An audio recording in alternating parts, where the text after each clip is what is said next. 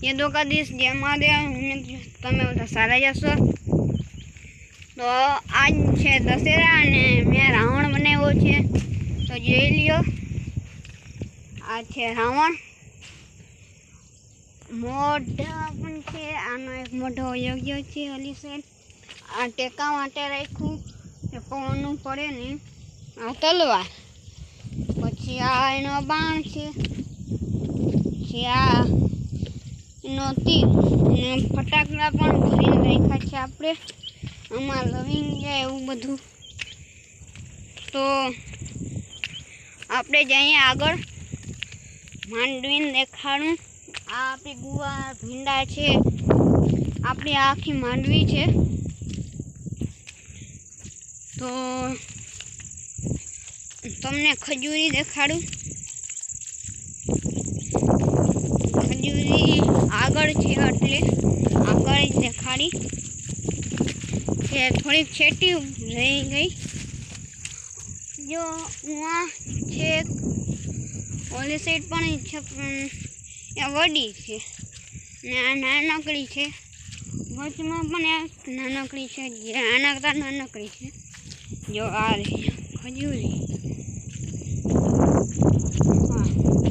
એ બાજુમાં ભૂકો ઠેકો છે, હું આપણા મશીનને ભર્યું છે।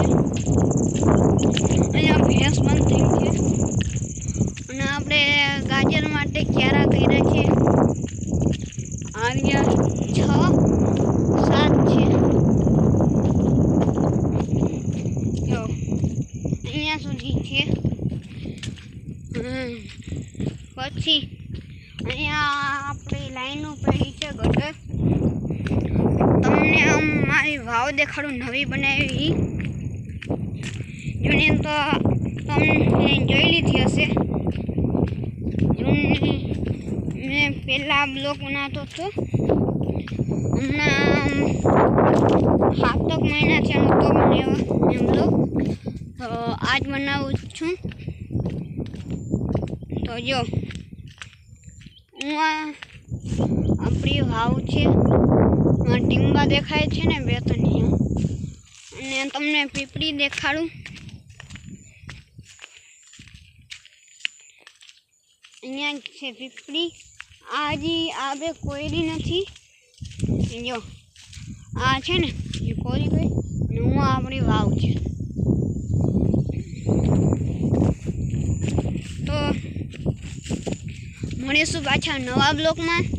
તમે લાઈક, શેર અને સબસ્ક્રાઈબ કરી દેજો। તો મળીશું નવા બ્લોગમાં।